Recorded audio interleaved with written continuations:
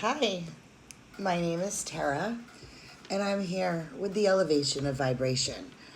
Today, I'm here to talk about meditation. Yesterday, we talked about sacred space, and we've talked about our energy fields and being energy beings in a physical body.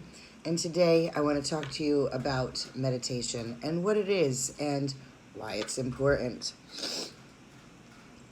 Sorry, I have allergies pretty bad this morning. Well, meditation is a resting of the mind and attaining the state of awareness that brings you to an elevated vibration. Believe it or not, it all comes back to elevated vibrations, right? Well, there are mental exercises that trains your attention and awareness and curbs your reactive thoughts and feelings. It's a state of deep peace that occurs when the mind is calm and silent. Learning to observe your thoughts without judgment and without reaction, and eventually to understand why you're having those thoughts. Learning to work with the mind, patience of concentrated focus upon sound, objects, visualizations, breath, movement, or attention in order to increase the primary awareness, the awareness within self, the awareness within now, the awareness within universal consciousness. It's a stress reducer and has proven to improve health, improve your sleep, slow down your aging process, and increase your consciousness awareness. It brings forth emotional stability and positive thinking, as well as happiness and success and a vitality of life. Doing regular meditations will build your concentration and strengthen your focus, allow you to be more self-discovering, and escape the reality of the world and its worries. You know, Buddha attained his true enlightenment through meditation. What we need to do is go deep within ourselves and think about things that you want to achieve.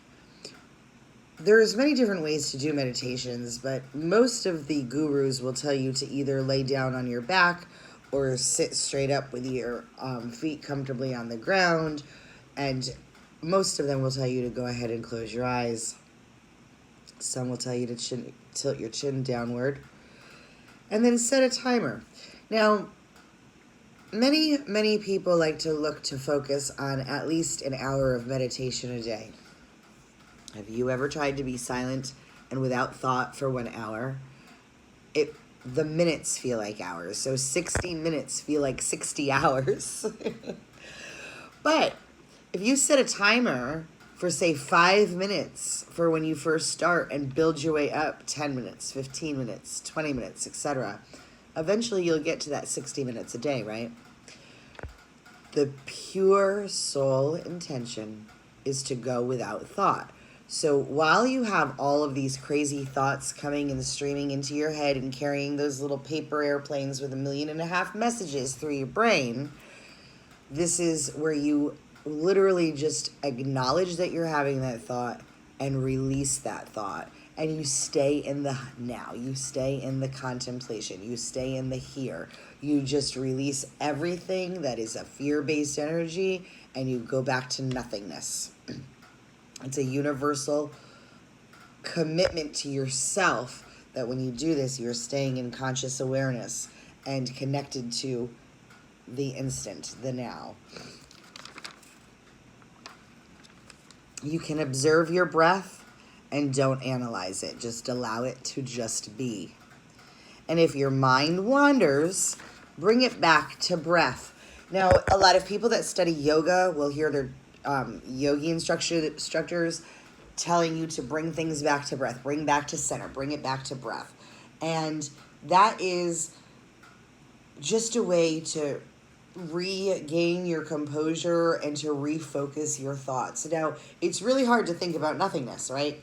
Have you ever tried to think about nothingness? Sit here for a moment and release your thoughts and think about absolute nothing and just let the mind be still. As different thoughts come into your mind, release them and give them to your higher self. Give them to your guardian angels and give them to your guides. And allow your guides to take them away from you. And know that this is not where they're supposed to be. You're supposed to be in the quiet. You're supposed to be in the now. And you're supposed to be without thought. So to acknowledge that you're having these thoughts and then to release them and go back to concentrating on breath.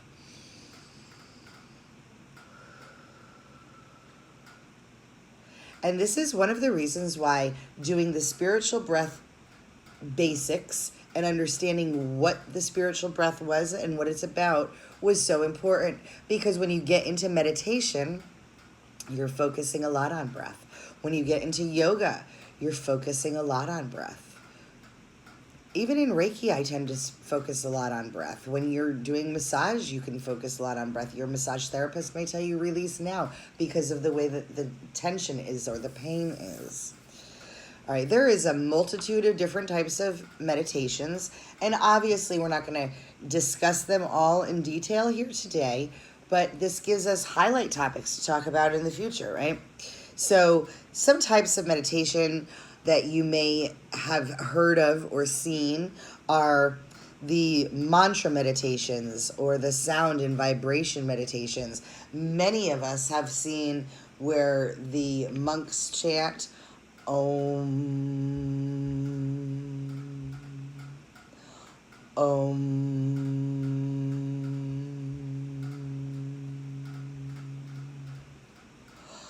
Om.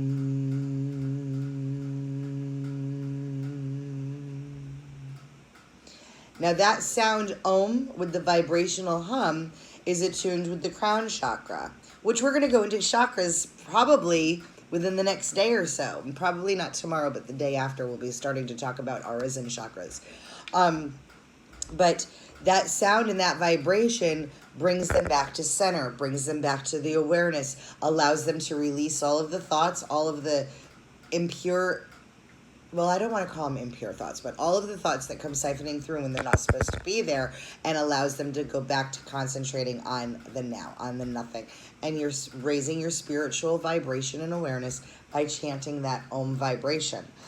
Then you have the heart rhythmic meditation, which is controlled by conscious breathing in counts of 8 or 5. Remember, in spiritual breath, we talked about pentamic breathing, which was the 5-5-5-7-7-7. This goes in line with that. So again, we're bringing the lesson from breath right here to the lesson of meditation. This is why I do things the way that I do them and why I go in the order that I do, because there are so many topics to talk about and so many topics that can be crossed over from one conversation, one explanation to the other. And to cross topics, it happens very often, right? But you have to have an understanding of each one of these things fundamentally before you can go on. Now, I realize that I'm not going into great detail about these topics, but I'm giving you a base foundation of these topics. And the reason for the base foundation is so that we can build on those as we grow. So everything will have follow-up lessons. Everything will have room for engagement even more so, okay? You have Kundalini meditation. That's the awakening of the Kundalini energy. Now, the Kundalini energy is referenced as the serpent energy at the base of the spine, which is coiled up inside, just waiting to be revived, relived, and released. And from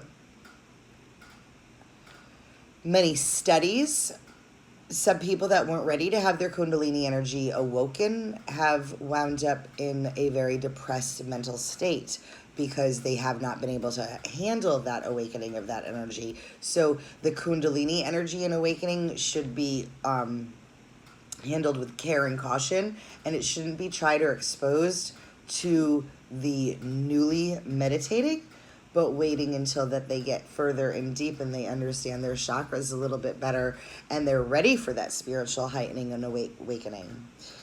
We have guided visualizations where meditation with the help of a guide, with the help of an aid, where somebody may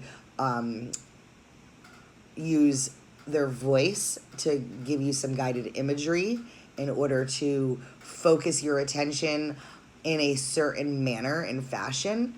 Guided meditations may include the healing of the inner child and creating a safe zone for that inner child, for releasing and cutting cord ceremonies with people that you have attachments to, or for just grounding and relaxation. Guided meditations seem to be the popular picked meditation at the current time that I'm seeing. You have Qigong, the coordinated body posture and movement meditation. You have the Zazen, which is the just sitting meditation. If you watched the movie Surfer Dude with Matt McConaughey, that is probably one of my favorite movies of all time. I love Matt McConaughey. He's so adorable. Oh my God. Okay, but anyway, now that I'm all flustered over Matt McConaughey, when he was sitting there and he answered the girl and she said, "What are you doing?" And he was blowing into that. He was bare ass naked, sitting on the outside deck balcony overlooking the water where the water was flat and there was no waves. And it was like depleting to his soul because he needed to get on a wave every day to surf. That was like his calling and mission. And as long as he was on a wave, everything is fine. But there hadn't been waves for days. It's been flat, like a lake flat. And he just sat there and he was like blowing on this big tube. And the girl that he kind of had a crush on, that he took away on a little weekend journey to Mexico from California, she asked him what he was doing, and he said, "I'm waiting without waiting." And that was an exact example of Zazen sitting meditation, where you're just sitting and you're doing nothing, but you're really not doing nothing. You're not waiting, but you're waiting and not waiting at the same time. You're doing something and nothing at the same time. You're just being. You're just in the moment. You're just focused. Now, the mindfulness and psychological process of purposely bringing one's attention to experiences and occurring in the present moment without judgment is developed through meditation. As you can see, the main theme of this conversation today was getting back into the now, staying focused in the moment, in the present, releasing all thoughts of the future, releasing all thoughts of the past, and staying in the now. Allowing for those thoughts of future and past to be acknowledged, but not resonating and staying in the focal point of our mind and our mind's eye. Meditation is the beginning processes of learning manifestation and working with the law of attraction. So if you have been interested in learning the law of attraction, or the law of attraction has not worked for you, or you've wanted to do some energy work, or you've wanted to do some spell work, and you haven't been able to figure out how to make it work for you, it might be coming back to the foundation of meditation, of being caught up in other thoughts. A lot of people with attention deficit disorder and hyperactivity disorder do not know how to clear their mind, do not know how to reflect, and don't know how to be silent in their own head.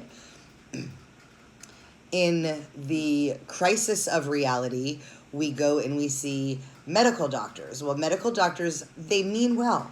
They go to school, they follow all of the medical practices that they have been taught that are going to treat specific ailments or dis-ease, so to speak. And what winds up happening is the doctors get out their pen and pad and they write a prescription and they give it to you, and you go and you pick up the prescription from the pharmacy and you go home and you take it, and a couple different things happen. one, the symptoms subside from what your anxiety or your attention deficit disorder or hyperactivity disorder had shown previously. You're not acting like that anymore. But at the same time, you're not acting like your true self either, because you're medicated, and that medicating is masking who you are, and it's bringing down your vibe. So many people that are in that situation have learned that if they can meditate instead of meditate instead of medicate. I like that. If you can meditate instead of medicate for your awareness, for your spiritual health and well-being, for your physical health and well-being, you won't get those residual side effects. Now, am I saying that if meditation is going to cure cancer? No, I didn't say that. And I'm not trying to be, a funny person about this, but there are so many people that have walked a spiritual path, that had opened up themselves to this journey, that had been on things such as Ritalin or lithium, that were prescribed to take it so that they can calm down, so that they can not have their attention and energies running all over the place, rampant. But what winds up happening is they lose who they are, they lose their inner light, they lose their shine, they lose their glow, and they walk around kind of zombified.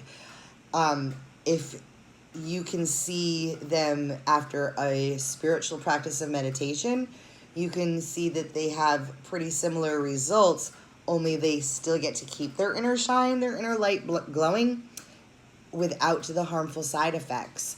So like I said, meditation is not something that will work for every ailment.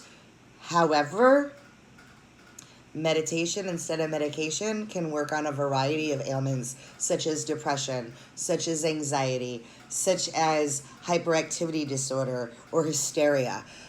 I implore you to use it the next time. I ask you to go ahead and give it a challenge. Try the 5-day, 5-minute challenge of meditation and see how you start to feel.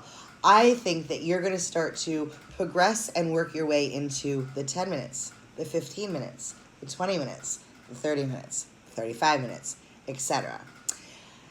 I hope that you've gotten a better understanding of the foundations of meditation and why it's important. One of the things in meditation that can happen is that you can start to feel ungrounded, because you're an energy light being and energy floats. So if that happens after your meditation, go ahead and do some grounding or earthing exercises that we discussed in one of the previous videos. Guys, it's been my pleasure. I hope that you're learning a lot from me. Walk in light and love. Be the reason somebody smiles today. Give them a compliment. Tell them they got great eyes. Tell them they've got a nice smile. Tell them they got great shoes. In light and loving service, namaste.